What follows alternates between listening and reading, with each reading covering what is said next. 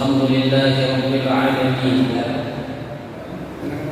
وبه نستعين على أمور الدنيا والدين أشهد أن لا إله إلا الله وحده لا شريك له الملك الحق المبين وأشهد أن محمدا عبده ورسوله صاحب الوعد الأمين اللهم صل وسلم على هذا النبي الكريم وعلى آله وأصحابه ومن تبعهم بإحسان إلى يوم الدين ما بعد فقد قال تعالى في القرآن الكريم أعوذ بالله من الشيطان الرجيم وذكر بالقرآن من يخاف وعيدا وقال رسول الله صلى الله عليه وسلم خيركم من تعلم القرآن وعلمه صدق الله وصدق رسوله. Al-Mukarramun, para asatidz, para sesepuh, para tokoh masyarakat, seluruh pengurus Musholla Al-Fiyah Istiqomah yang saya muliakan, saya hormati, bapak-bapak, jamaah salat maghrib, jamaah Musholla Al-Fiyah Istiqomah yang semoga kita semua mendapatkan barokah dari Allah, mendapatkan pengampunan Allah, selalu mendapatkan rahmatnya, selalu mendapatkan ridhonya di dunia dan di akhirat, serta mendapatkan syafaat dari baginda Nabi Muhammad sallallahu alaihi wasallam kala nanti di hari kiamat. Bapak dan Ibu sekalian, malam ini kita akan kembali membahas kajian tafsir, di mana kita akan membahas tentang tafsir ayat bil ayat. Ini adalah model tafsir yang tertinggi. Tepatnya kita akan menafsiri surat Al-Fatihah dengan seluruh isi kandungan Al-Quran yang ada pada setelah surat Al-Fatihah, sehingga kita akan memahami bahwa dari surat Al-Baqarah sampai surat Al-Ikhlas sampai An-Nas itu semata-mata akan menafsirkan satu surat inti yang namanya surat Fatihah. Dengan demikian maka kita sangat mudah untuk bisa memahami Al-Quran dan mengamalkannya dalam kehidupan sehari-hari. Karena kita tidak mungkin bisa menghafal seluruh isi kandungan Al-Quran bagi orang-orang yang sesibuk kita, atau mungkin yang sudah setua kita. Hanya mungkin anak-anak kita yang masih bisa berkesempatan untuk menghafal seluruh isi kandungan Al-Quran. Cuma semua kita hafal surat Al-Fatihah. Ternyata surat Al-Fatihah inilah pedoman hidup kita yang sudah kita hafal, bahkan kita ulang-ulang dalam kehidupan kita. Bapak Ibu sekalian, untuk mengulangi lagi bahwa kita manusia ini ciptaan Allah, kemudian Allah juga menyertakan buku manualnya, petunjuk bagaimana cara menggunakan diri kita ini dalam kehidupan biar selamat dari dunia sampai akhirat. Maka Allah ciptakan manusia terdiri dari dua kekuatan, kekuatan pikiran dan kekuatan badan. Kekuatan pikiran inilah kekuatan bagian dalam, namanya software. Sementara bagian luarnya namanya hardware, perangkat lunak dan perangkat keras seperti HP atau komputer, ya. Nah, di software kita ini kita menginstalnya lewat pikiran tentang siapa itu Allah, kemudian apa saja perintah-perintah Allah, bagaimana nanti di akhirat, dan seterusnya yang disebut dengan keimanan atau yang berada di dalam wilayah rukun iman yang 6. Itu kita masukkan lewat pikiran kita, melalui pendengaran kita mengaji atau kita membaca melalui mata kita, kemudian kita renungkan masuk ke dalam hati kita, sehingga kebesaran Allah masuk dalam hati kita, kebesaran akhirat masuk ke dalam hati kita. Berarti software kita sudah hidup gitu Pak. Nah, kalau software kita sudah hidup, akan muncul ke hardware-nya. Seperti ini layar atau monitor. Gerak kita nih, kita bisa sholat, bisa bersyahadat, bisa wudu, bisa ngaji. Itu kan layar yang nampak. Kenapa bisa sholat, bisa puasa, bisa zakat, bisa sedekah? Kok nampak seperti itu di layar kita? Karena kita telah mengisi software kita dengan keimanan. Ya Pak ya?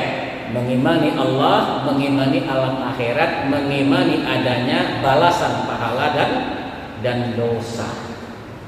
Maka muncullah dalam perbuatan kita, dalam monitor kita, oh sholat kayak gini, puasa kayak gini. Gak mungkin orang kafir sholat, karena softwarenya tidak diisi dengan keimanan. Betul tidak Pak? Tidak mungkin orang Kristen itu sholat. Kenapa? Karena beda software, beda aplikasi yang dimasukkan. Bukan Quran, tapi Injil pun Injil bikinan Paulus kan gitu. Jadi salah-salah akhirnya. Nah, inilah pentingnya kita mengisi software kita dengan benar, supaya keluar ke monitornya benar. Paham ya? Dikatakan innallaha la yughayyiru ma biqaumin hatta yughayyiru ma fi anfusihim. Ya. Sesungguhnya Allah itu tidak merubah satu kaum kecuali Dia merubah apa yang ada di dalam dirinya. Ma fi anfusihim, apa yang ada di dalam dirinya. Hardware-nya tidak mungkin nampak di monitornya sesuatu perubahan kalau di dalamnya tidak berubah. Ya Pak ya? Ada orang tidak beriman kalau belum diisi dengan software, tidak dirubah dengan inti isi keimanan, softwarenya tidak mungkin di monitornya nampak ada sholat, ada puasa, ada zakat, ada datang ke masjid, paling datangnya ke gereja atau di tempat-tempat yang lain. Nah, maka orang itu bisa berubah kalau hatinya sudah berubah. Ada juga orang Islam murtad. Kayak isu sekarang ada dahlan iskan, isu doang, saya nggak paham itu seperti apa, ya kan? Nah, itu mungkin sudah mulai berubah yang masuk tuh, karena pergaulan, sering bergaul ikut-ikutan Buddhisme itu, masuklah ke dalam hatinya, berubahlah sikapnya. Paham? Maka yang menentukan perubahan itu adalah dalam keluar. Ya, innallaha la yughayyiru ma biqaumin hatta yughayyiru ma bi anfusihim. Allah tidak akan merubah keadaan satu kaum kalau dia belum merubah apa yang ada di dalam. Baik, di dalam surat Fatihah, Bapak jemaah sekalian, ini ada penginstalan dari software untuk bagian dalam kita, software kita, yakni 4 ayat pertama. Bismillahirrahmanirrahim. Alhamdulillahirabbil alamin, arrahmanirrahim, maliki yaumiddin. Bismillahirrahmanirrahim, dengan menyebut nama Allah yang Maha Pengasih dan Maha. Alhamdulillahirabbil alamin, segala puji bagi Allah Tuhan semesta. Ar-Rahmanir-Rahim, yang Maha Pengasih dan Maha. Maliki yaumiddin, yang menguasai hari pembalasan. Ini menjelaskan tentang bagaimana, siapa itu Allah. Paham ya? Siapa itu Allah? Bagaimana itu akhirat? Nah, untuk mendapatkan penjelasan ini, kita cari tafsirnya pada ayat-ayat dan surat-surat berikutnya. Kan gitu? Nah, kita saat ini masih ingin mengisi software. Zaman Rasulullah software itu 13 tahun para sahabat. Ya, keimanan itu 13 tahun. Setelah 13 tahun, 10 tahun kemudian semua perintah Allah dikerjakan. Mau perang, mau haji, mau apa, semua larangan Allah dijauhi. mau khamr, mau judi, mau berzina, mau bunuh anak perempuannya, kebiasaan orang-orang Arab sebelumnya dibuang semua. Kenapa? Karena sudah masuk inti rukun iman yang 6. Selama berapa tahun? 13 tahun di Mekah. Kan itu. Maka berubah semuanya. Nah, pada kesempatan yang lalu kita telah membahasnya dengan tafsir ayat kursi. Nah, saat ini Bapak-Ibu sekalian, kita akan membahas bagaimana Rabbul Alamin Ar-Rahman Ar-Rahim tadi dengan sisi surat Al-Ikhlas. Nah, kita akan siapa Rabbul Alamin itu, kita akan menafsiri dengan surat Al-Ikhlas. Bismillahirrahmanirrahim. Qul huwallahu ahad, Allahus somad, lam yalid wa lam yulad wa lam yakun lahu kufuwan ahad. Qul, katakanlah, huwallahu ahad, dialah Allah ahad yang Maha Esa, Maha Tunggal, Maha Satu. Allahus somad, Allah tempat meminta, Allah tempat bergantung. Segala sesuatu bergantung kepada Allah, dan Allah tidak bergantung kepada segala sesuatu. Lam yalid, dia tidak beranak, walam yulad, dan dia tidak diperanakkan, walam yakun lahu kufuwan ahad, dan dia tidak seorang pun dan tidak satu pun yang menyerupainya. Ketika Bapak membaca Al-Fatihah, Alhamdulillahirabbil alamin, segala puji bagi Allah Rabbul Alamin, Ar-Rahmanir Rahim, yang pengasih dan Maha Penyayang, Maliki Yaumiddin, yang menguasai hari pembalasan. Itu merupakan inti daripada nama dan sifat Allah. Ya, ada sifat, ada nama zat, ada nama sifat, ada nama af'al, sebagaimana pembicaraan yang lalu. Nah, kalau ingin lebih penjelasan, maka kita bertanya, siapa itu Rabbul Alamin yang Ar-Rahman Ar-Rahim, yang Maliki Yaumiddin itu? Maka ditafsiri oleh Allah dalam surah Ikhlas, katakanlah huwallah, dialah Allah ahad yang Maha Esa. Jelas kan? Kalau kemarin di dalam ayat kursi, Allahu la ilaha illa hul wal hayyul qayyum. Hampir sama, tidak ada Tuhan selain Dia. Qul huwallahu ahad, katakanlah Allah itu ahad. Sama kan maknanya, Pak? Tidak ada Tuhan selain Dia, berarti satu-satunya. Jadi nyambung. Makanya ulama dahulu di Indonesia ini kalau tahlilan itu dibaca Qul huwallahu ahad sama ayat kursi itu pasti dibaca. Supaya apa? Supaya kita bisa merubah software kita ini dengan benar keimanan kita kepada Allah Subhanahu wa Ta'ala. Ya, Bapak Jemaah sekalian, kita ingin membahas ini dari sisi akidah Ahlus Sunnah wal Jamaah. Ya. Ahlus Sunnah wal Jamaah ada dua versi ya Pak ya. Kalau kita belajar teologi Islam, ada namanya dari golongan Ahlul Kalam, ada dari golongan Ahlul Hadis. Ya, golongan Ahlul Kalam itulah yang kita kenal dengan akidah Asy'ariyah, yang 20 sifat yang wajib, wujud, qidam, baqa, dan seterusnya. Adapun dari kalangan Ahlul Hadis, merekalah yang kemudian membagi tauhid dengan tauhid rububiyah, tauhid uluhiyah, tauhid asma dan sifat. Bapak lebih kenal yang mana nih? Yang wujud, qidam, baqa sampai terakhir, apa tauhid uluhiyah, rububiyah, asma dan sifat? Yang mana Pak yang sering kita dengar? Dua-duanya kenal. Itu dua-duanya sama-sama Ahlus Sunnah wal Jamaah. Ya, yang satu dari golongan Ahlul Kalam, Asy'ariyah, yang satu dari golongan Ahlul Hadis, Taimiyah namanya. Jangan dipisahkan, mereka sama-sama Ahlus Sunnah wal Jamaah. Walaupun sedikit ada perbedaan, tapi perbedaan itu jangan membuat kita bertengkar. Mendingan tak paham kalau harus bertengkar. Seperti itu. Jadi kita lihat sekarang dari sisi akidah Asy'ariyah dulu. Wujud, qidam, baqa, mukhalafatul hawadisi, qiyamuhu bi nafsihi, wahdaniyah. Maka kalau dulu kita belajar di pesantren, ya, awwal wajibin 'alal mukallafi al-ilmu billahi ta'ala fa'rifi. Yang pertama kali wajib bagi orang mukallaf adalah mengenal Allah, maka kenalilah Dia. Apa yang dikenal? Dari sifat wajib, dari sifat jaiz dan sifat yang mustahil. Kan begitu, Pak? Itu kalau kita ngaji di pesantren, ya. Jadilah kemudian 20 sifat yang wajib, 20 sifat yang mustahil, 1 yang jaiz. Kan gitu. Jadi 41.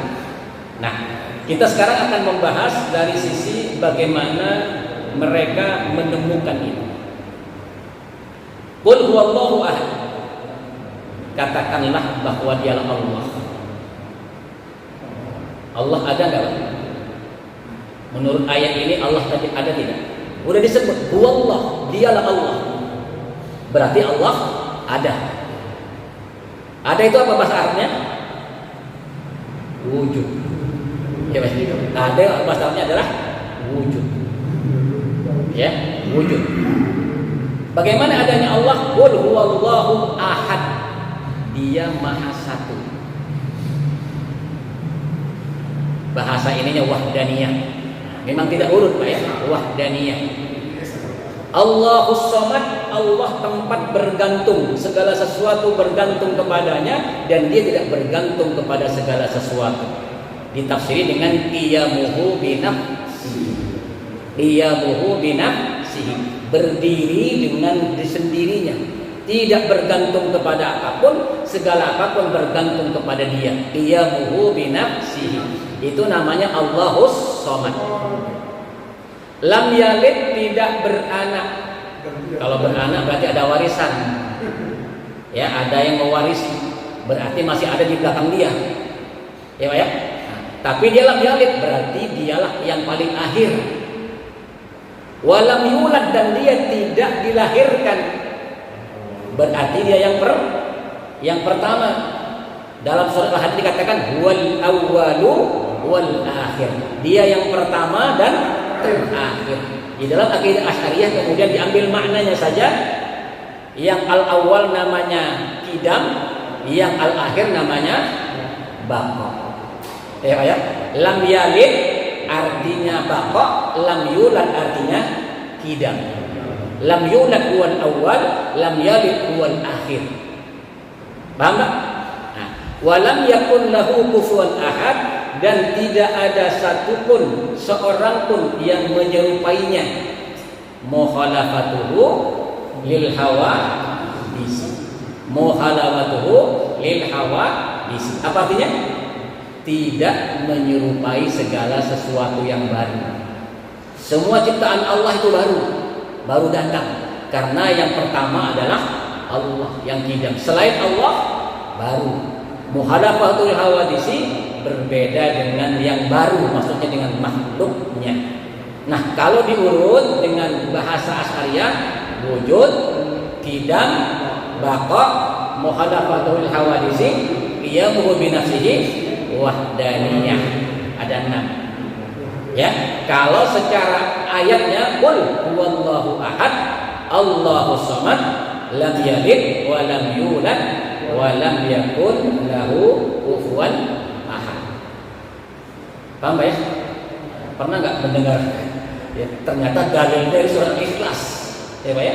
Dalilnya surat Al-Ikhlas. Kenapa Al-Ikhlas? Al-Ikhlas ini adalah mengaudit semua Tuhan. Maka di dalam akidah Asy'ariyah disebutnya dengan sifat salbiyah. Kalau wujud itu namanya sifat nafsiyah, sendiri dia, nafsiyah. Kalau setelah wujud sampai wahdaniyah namanya sifat salbiyah. Apa itu salbiyah? Salbiyah itu mentiadakan semua Tuhan. Salbun itu artinya mensalab, mentiadakan, menghabiskan semua Tuhan. Bahasa sekarangnya mengaudit semua Tuhan.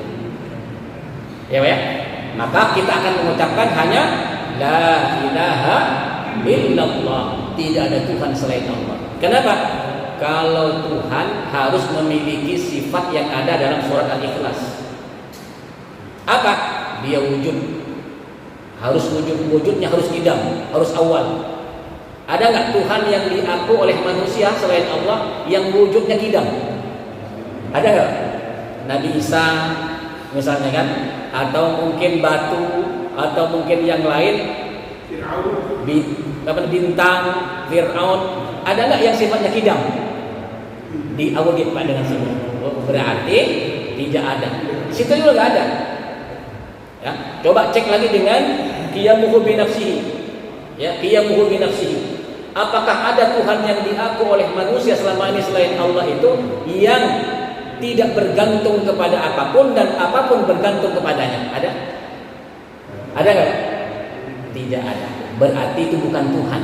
Yang Tuhan siapa? Yang Tuhan itu wujudnya al-awwal, al-akhir, dan ia as-samad, qiyamuhu bi nafsihi. Cek lagi dengan yang lain. Dia ada akhirnya, masih ada setelah itu. Tuhan itu kan pasti ada setelah itu, ya Pak ya. Dalam arti masih membekas, tidak al-awwal dan tidak akhir, ya. Berarti tidak ada Tuhan selain Allah. Cek lagi dengan lam yakun kufuwan ahad, mukhalafatuhu li hawadisi. Ada nggak Tuhan-Tuhan yang diaku oleh manusia selama ini yang berbeda dengan semua makhluk? Ada nggak? Berarti tidak ada. Itu disebut dengan sifat salbiyah. Bahasa ini yang namanya al-ikhlas, nggak ada lagi. Cuma dia saja, ikhlas hanya dia saja, murni hanya dia saja. Tuhan itu cuma dia saja. La ilaha illallah. Jadi ketika Bapak mengucapkan kalimat la ilaha illallah itu dengan mantap. Kenapa? Karena kita sudah meyakini tidak mungkin ada Tuhan selain Allah menurut akal. Jadi Al-Quran pakai akal juga itu, Pak. Nah, sekarang wahdaniyah misalnya. Mungkinkah Tuhan itu dua? Ada nggak RT 2? Kalau RT 2 berantem nggak kira-kira? Ada nggak suami 2? Kalau ada suami 2 berantem nggak? Ya kan? Ada nggak lurah 2? Kalau lurah 2 pasti berantem. Apalagi presiden nyalon aja udah berantem gitu kan? Belum jadi, apalagi jadi dua-duanya misalnya. Tidak mungkin ada yang berkuasa itu 2, pasti 1. Itu dibuktikan dalam kenyataan. Paham nggak? Nah, jadi kalau ada orang mengaku 2, 3 Tuhan, masuk akal nggak kira-kira? Berantem nggak kira-kira itu Tuhan? Kan begitu? Hanya dikatakan dalam Quran, seandainya Tuhan selain Allah, pastilah mereka akan saling berebut untuk menuju singgasana. Kan gitu. Ilal kepada singgasana mereka akan berebut. Nah, dengan demikian Bapak Jemaah sekalian, alhamdulillahirabbil alamin, segala puji bagi Allah Rabbil alamin. Mantapkan di dalam hati kita la ilaha illallah. Kenapa? Karena semua Tuhan sudah diaudit. Tidak mungkin ada Tuhan selain Allah, baik secara nakli maupun akli. Secara nakli ayat nasnya jelas, ya, menakal dari Nabi, menakal dari Jibril, menakal dari Allah. Nakli itu artinya adalah mengutip dari Allah, dari Jibril ke dari Nabi Muhammad. Secara akli juga diterima oleh akal. Nah, maka disebut dengan ahlu sunnah golongan ahlul kalam. Kalam itu artinya logika. Ada naklinya, ada aklinya gitu kan. Ada naklinya, ada aklinya. Karena dulu musuhnya Mu'tazilah. Mu'tazilah senjatanya akal. Gitu kan. Maka ketika nas Al-Quran saja dibilang bahwa Allah itu misalnya tidak bisa, nanti bisa dilihat di akhirat.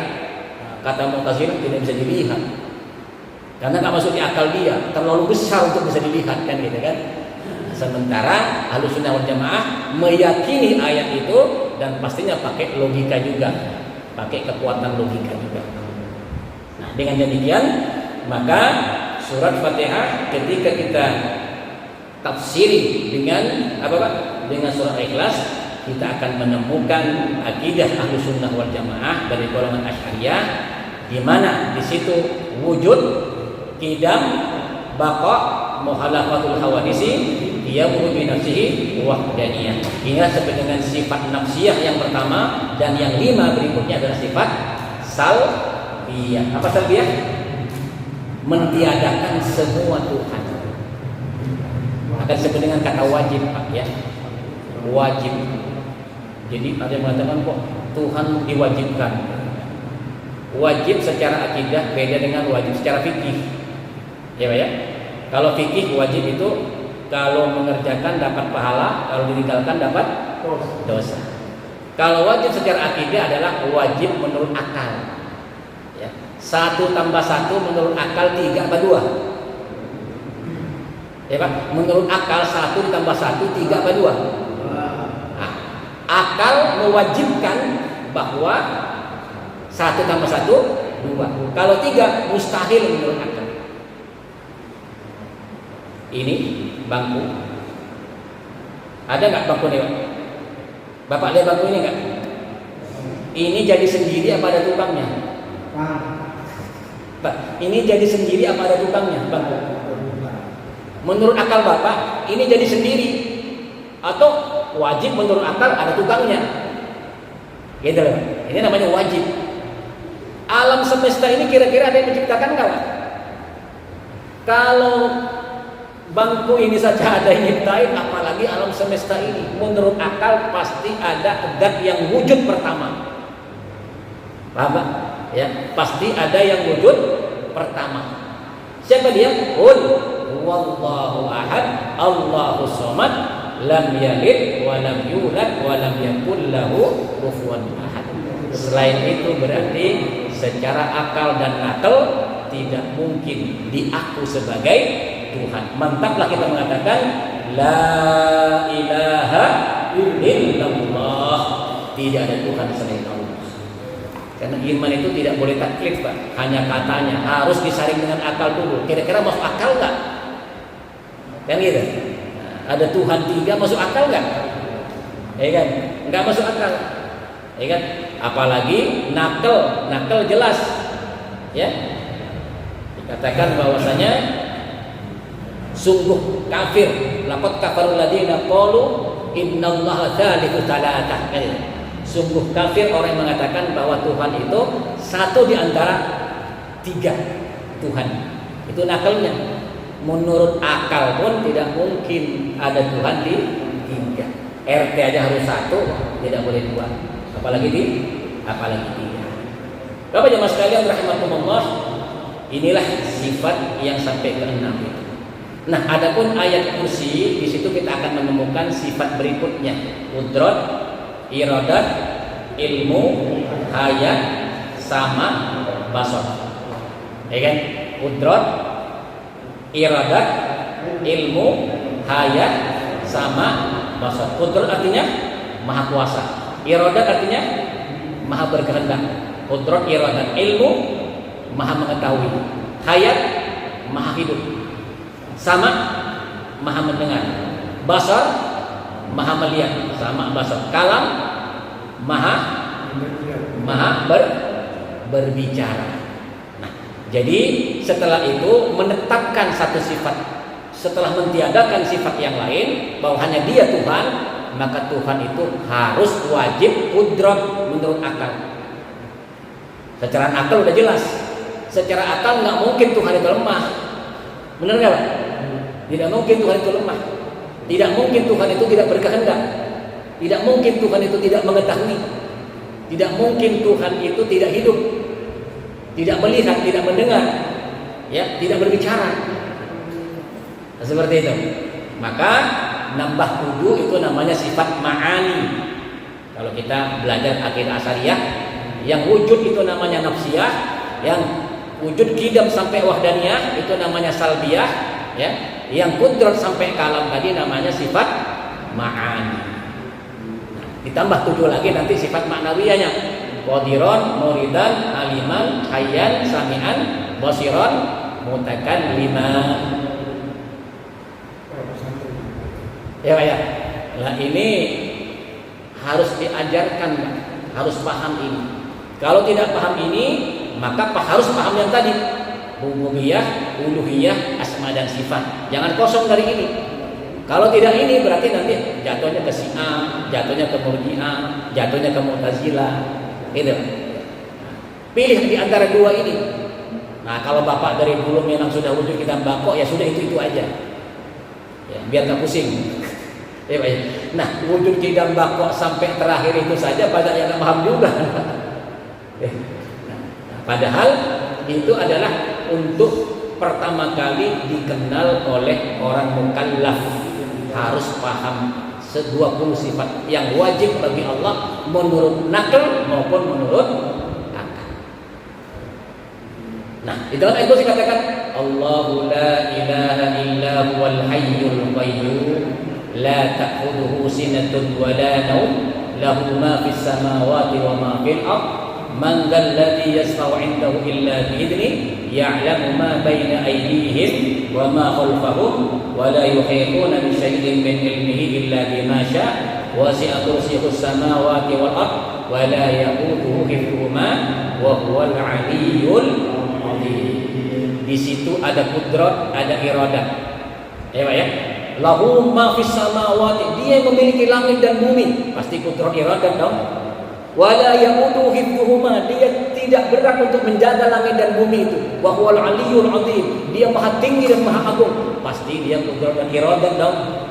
Paham enggak? Kudrat iradah. Al-hayyul qayyum, hayat, masuk di situ hayat. Ya. Ya'lamu ma baina aydihim, mengetahui, al-ilmu. Masuk enggak?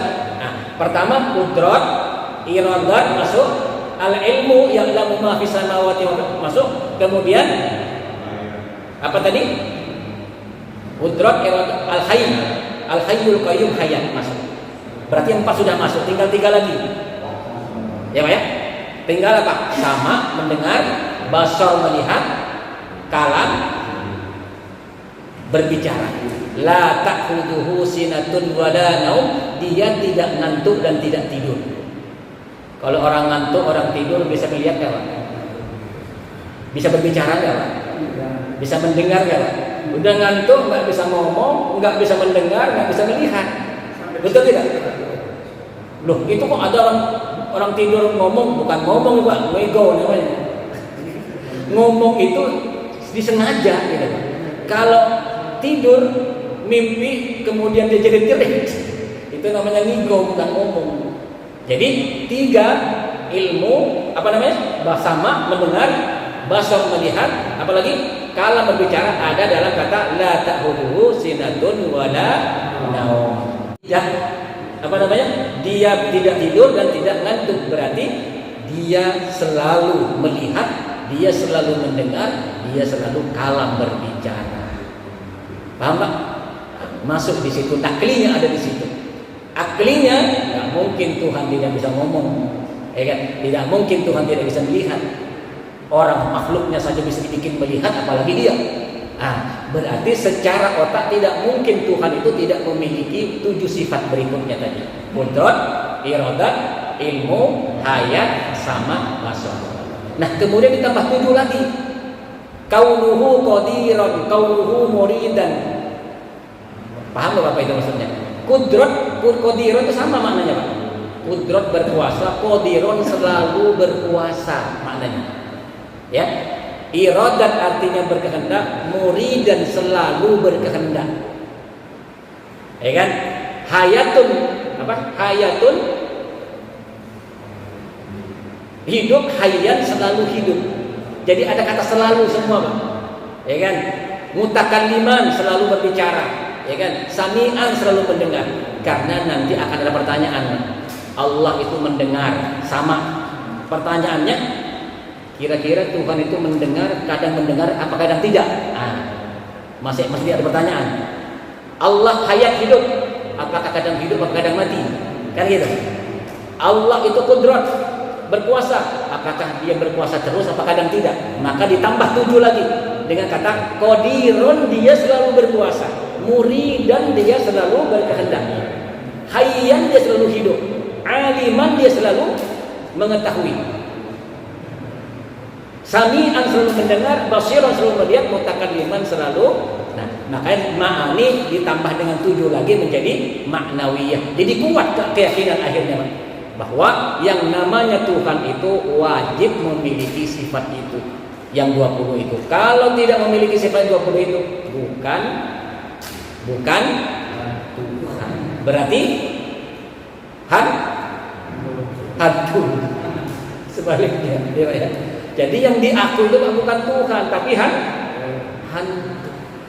Maka beres di dalam kita kalau tahlilan, ya kan, dibacakan ayat kursi, dibacakan qul huwallahu ahad, beres semuanya. Kita meyakini la ilaha illallah. Makanya setelah baca ayat kursi, baca qul huwallahu ahad, ada zikir la ilaha illallah, la ilaha illallah. Paham gak, Pak? Ulama dulu sudah menyimpulkan semua, cuma tidak ada yang menjelaskan. Akhirnya apa? Cari pahala doang, dikirim kepada ahli kubur. Kita tidak bisa mengambil manfaat dari itu. Padahal maknanya adalah kita benar-benar harus membawa kalimat ini, wala tamutunna illa wa antum muslimun. Jangan kalian mati kecuali dalam syahadat asyhadu an la ilaha illallah wa asyhadu anna muhammadar rasulullah. Ini ngomong-ngomong sudah isya belum? Kira udah kelewatan. Paham Pak ya? Jadi inilah. Jadi kita ketika Bapak baca Fatihah, alhamdulillahirabbil alamin arrahmanir rahim maliki yaumiddin. Tahlilan baca Fatihah dulu kan Pak. Setelah itu ayat kursi, setelah itu qul huwallahu ahad. Itu semuanya isinya adalah akidah Ahlus Sunnah wal Jamaah. Itu naklinya namanya. Aklinya adalah bisa kita talar dengan akal kita. Ya, yang pertama namanya sifat nafsiyah, wujud saja. Ya, wujud qidam, baqa, muhalafatul hawadisi, qiyamul binafsi, wahdaniyah. Yang 5 itu namanya sifat salbiyah. Nah, sifat wujud dan 5 tadi itu ada dalam qul huwallahu ahad. Kemudian ada 7 namanya sifat ma'ani, qudrat, iradat, ilmu, hayat sama basar. Itu ada dalam surat ayat kursi. Begitu juga qadirun, muridun, aliman, hayyan, sami'an pun juga bisa didalili dengan ayat kursi. Dengan demikian maka kita di dalam software kita harus benar-benar mantap bahwa tidak ada Tuhan yang patut disembah kecuali Allah. Iyyaka na'budu wa iyyaka nasta'in. Hanya kepadamu lah ya Allah kami menyembah, hanya kepadamu lah ya Allah kami mohon pertolongan. Software Bapak sudah mantap, tidak bisa diganggu lagi, maka tinggal hardware-nya. Apa yang nampak di permukaan kita? Setelah kita paham bahwa semuanya itu adalah Allah, kita bergantung kepada Allah, semuanya Allah yang urus kita, maka kita bersyukur kepada Allah, berterima kasih kepada Allah dengan cara beribadah. Kalau Bapak sudah paham bahwa segala sesuatunya itu dari Allah, pasti Bapak akan berterima kasih. Terima kasihnya dengan jalan menyembah Allah, mengikuti perintahnya, menjauhi larangannya. Itu nampak di software, di hardware kita. Ya Pak ya, nampak di hardware kita. Kita lihat orang yang tidak sholat, yang tidak puasa, pasti urusan yang tadi ayat kursi qul huwallahu ahad itu dia tidak ada di hatinya. Kalaupun ada remeng-remeng, ya Pak ya. Kalaupun ada remeng-remeng, kita kan kadang suka maksiat tuh. Itu kalau iman sudah mulai turun, mulai remeng-remeng. Nah setelah ngaji lagi, dicas lagi, kuat lagi baterainya, gitu kan. Nah, kalau lama jauh daripada ulama, jauh daripada kitab Quran, remeng-remeng lagi, senang lagi kepada maksiat, kan gitu. Kenapa? Kita tidak boleh jauh-jauh dari Al-Quran, tidak boleh jauh-jauh dari ulama yang mengajarkan bagaimana Al-Quran di dalamnya mengenalkan Allah, mengenalkan kebesaran akhirat kepada kita, sehingga kita paham bahwa hidup ini cuma sementara. Kita nanti akan bertemu Allah di surga bersama dengan baginda Nabi Muhammad SAW. Sehingga kita mudah-mudahan sama seperti ibadahnya baginda Nabi Muhammad dan para sahabat. Ada pertanyaan Pak sampai di sini?